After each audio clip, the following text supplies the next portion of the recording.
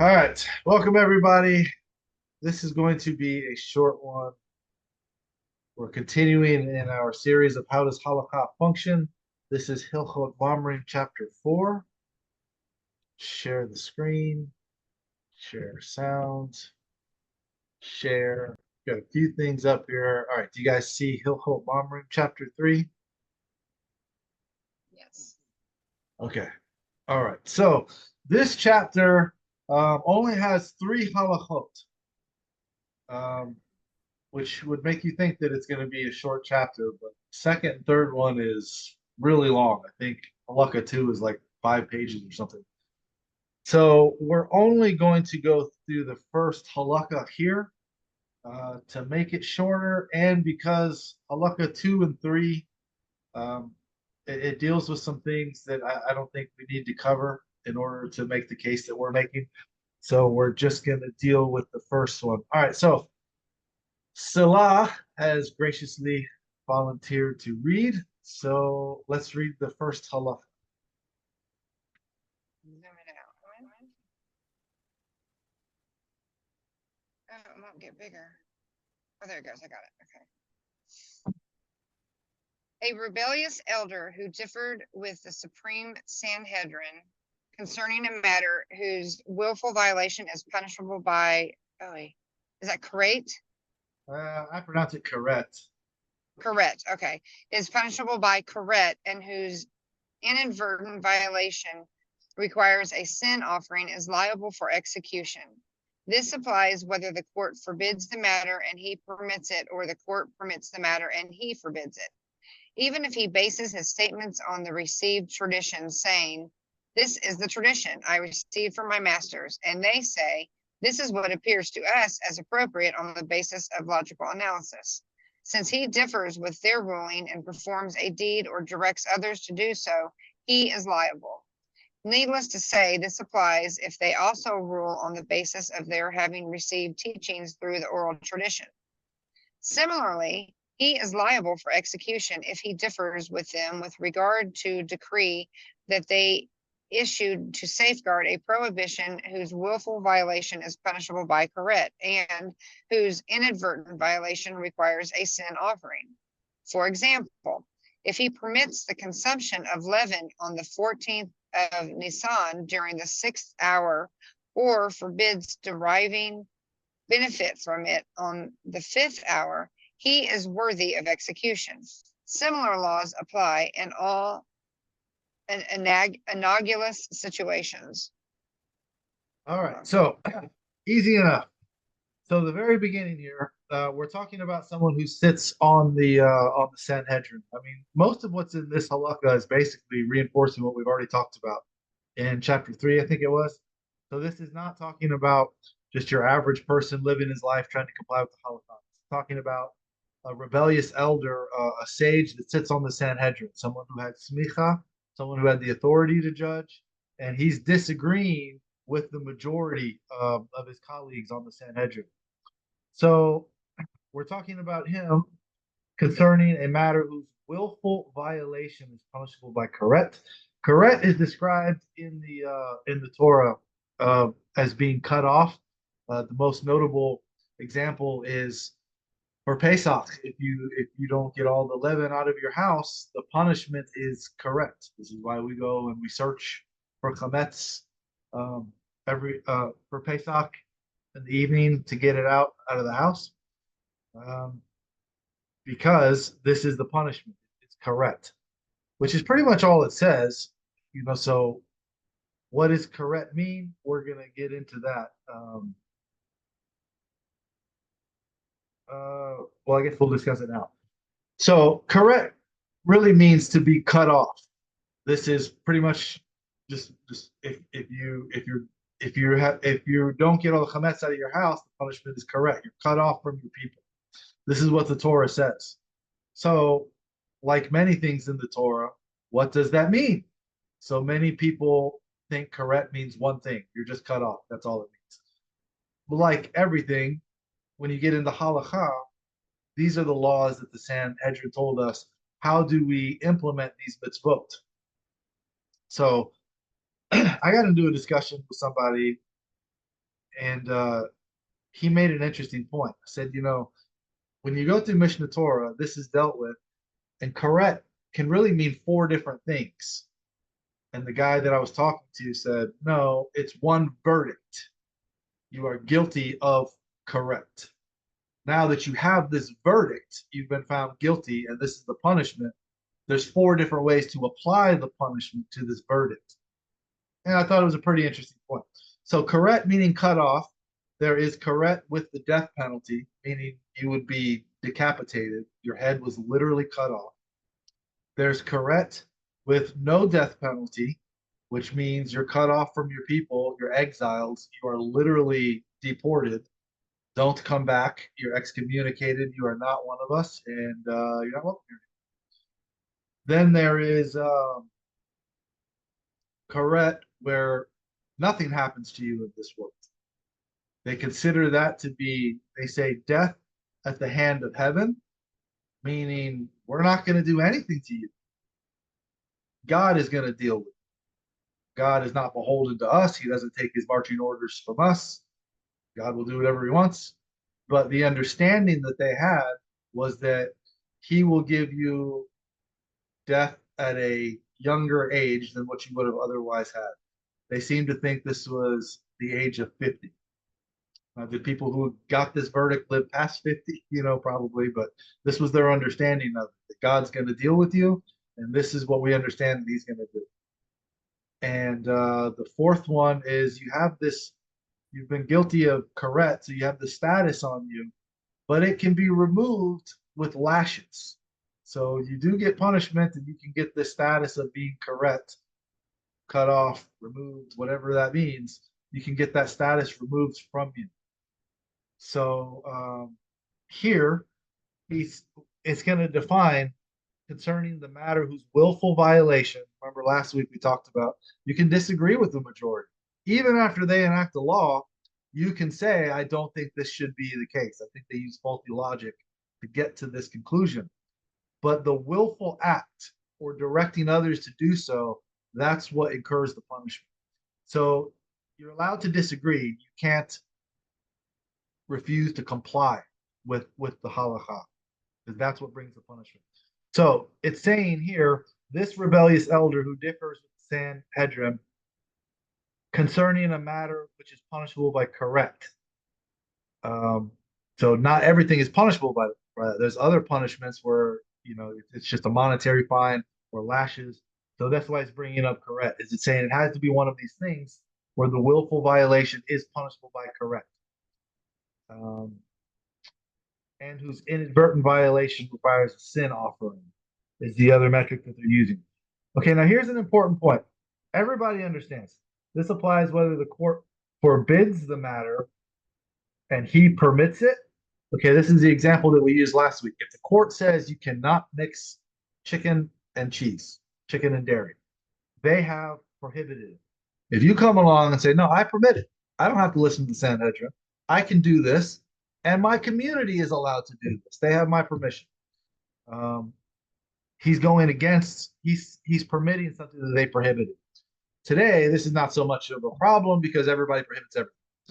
Most rabbis, their default answer is, that's a good question. I don't know what the answer is. I better prohibit it. I better tell you can't do it. Because I can't have somebody else say, you let him do that? I don't let my people do that. Why did you let him do that? So their natural knee-jerk reaction is just to prohibit everything.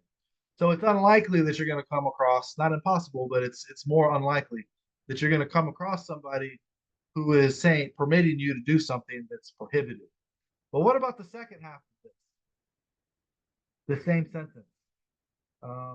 This applies whether the court forbids the matter and he permits it, which we just said is unlikely, or the court permits the matter and he forbids it. When do you ever hear anybody talk about that? We all understand we can't tell you to do something that's prohibited. It's not allowed. Okay, but the same sentence, the same law says, I can't forbid you from doing something if it's permitted. How about, I think we were talking before the recording, people saying, no, there's not enough humrot. You're doing things that are allowed, but we need to prohibit even more. We need to tell you these things that you're allowed to do. We want to tell you you're not allowed to do.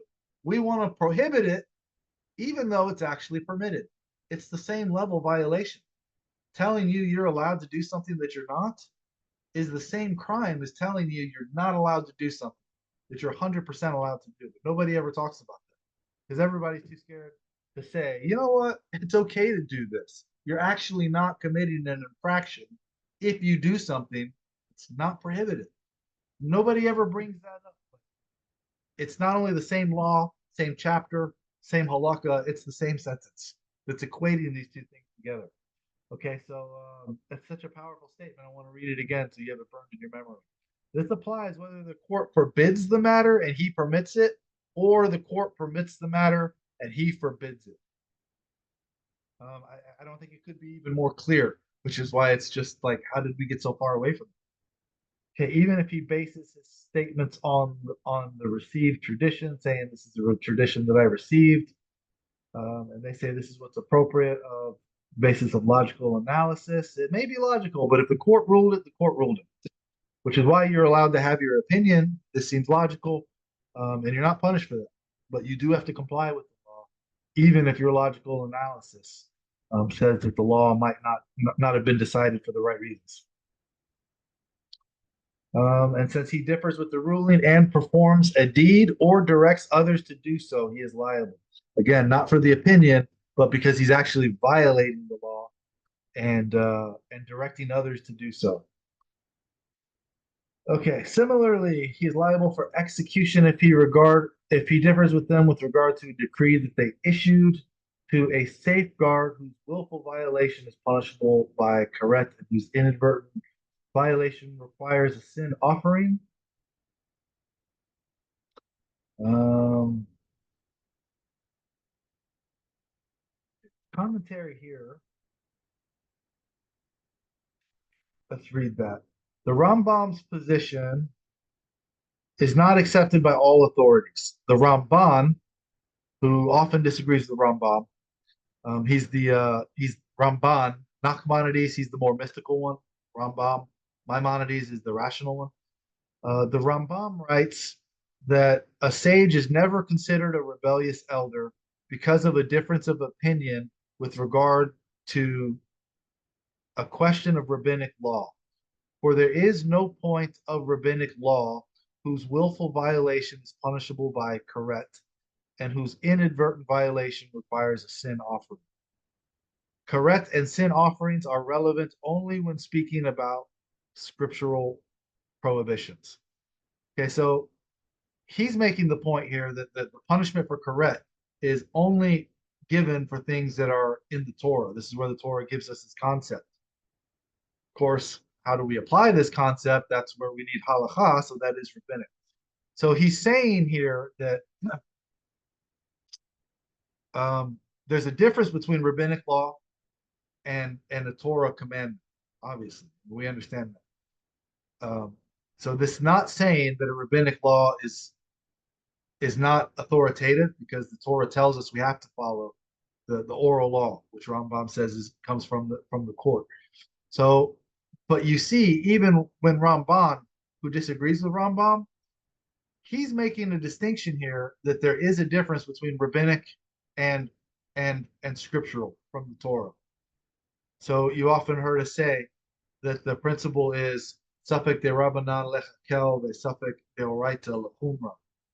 If there's a suffek, there's a doubt, then if it's rabbinic, then we can be lenient. Doesn't mean we don't have to follow the rabbinic law because it's less authoritative. This is only when there's a doubt. If there's a doubt on a law and it's from the Torah, this is when we're supposed to be strict. Sometimes it's kind of hard to tell. Is this a law from the Torah or is this a rabbinic law? And this is one of the situations. The concept of being karet, this comes from the Torah, so we need to take it seriously. But if you're giving the punishment, this is rabbinic. How we're dealing with the concept of being karet. Which punishments or which crimes are we giving this punishment to, and in which form of the four? Which one of the four are we going to give? That is rabbinic. So he's saying here that the willful violation is punishable by karet, and inadvertent violation requires a sin offering. Correct and sin offerings are only regarded speaking about scriptural prohibitions. So if you're telling others to violate a scriptural prohibition, then you can get correct. Then you could be given the death penalty, according to Rambam. If you're telling them to violate a rabbinic one, you're not correct for that. You're not executed. So that, if it's rabbinic and you violate it, you're wrong for doing so. But the punishment would not be death penalty. According to Ramban, Rambam disagrees. Okay, the Radbaz supports Rambam's position, explaining the sense of prohibition against chametz itself is punishable by karet. And this is a scriptural prohibition, chametz, and the punishment is karet, or a sin offering. The rabbinic safeguards against the prohibition are also included in this category. So the rabbinic safeguards to at what time does it have to be out of your house by? If you violate that, that should be included according to Rambam, because we're discussing the scriptural prohibition about chametz, which comes with the punishment of karet. So how do we implement this, deal with these mitzvot of getting chametz out of our house at what time? You need the rabbinic laws to be in compliance with it, so it should extend to those. That's what Rambam is saying. Okay, the rest of the commentary on this just deals with the last part of this. What hour, are you getting benefit from this type of stuff if you're consuming this and you don't get it out of your house and all of that? Okay, so that's the disagreement about what does the death penalty apply to. There's some agreements. Even Ramban agrees there's death penalties for this stuff, but he creates an exemption for if it's rabbinic that doesn't require karet or a sin offering, then you don't get the death penalty. He's not saying that you have the right to direct others to go against the ruling of the court. Ramban is only saying the punishment is not as severe for this as Rambam thinks it is. Everybody clear on this one? Okay, Halacha 2 and 3. There's only 3 halachot in this chapter. We are going to skip these 2 because it deals with things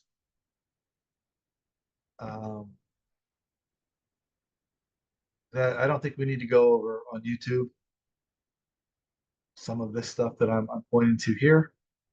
I don't think YouTube is going to approve of things that we're saying. And even in the commentary, when it's dealing with this,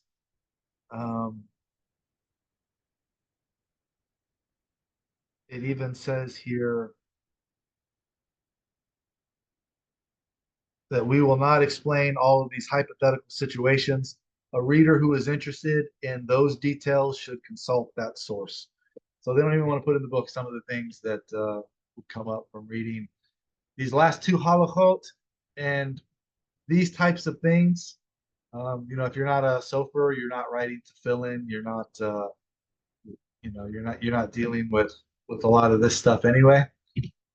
So it's not relevant for most of us on how it functions. The second 2 halachot, the first one makes our point for this chapter. So this is a short one. We'll end here, and then I've asked 2 other people to take over for the next 2 chapters. They've not confirmed if they're going to or not, so somebody will be teaching 5 and 6.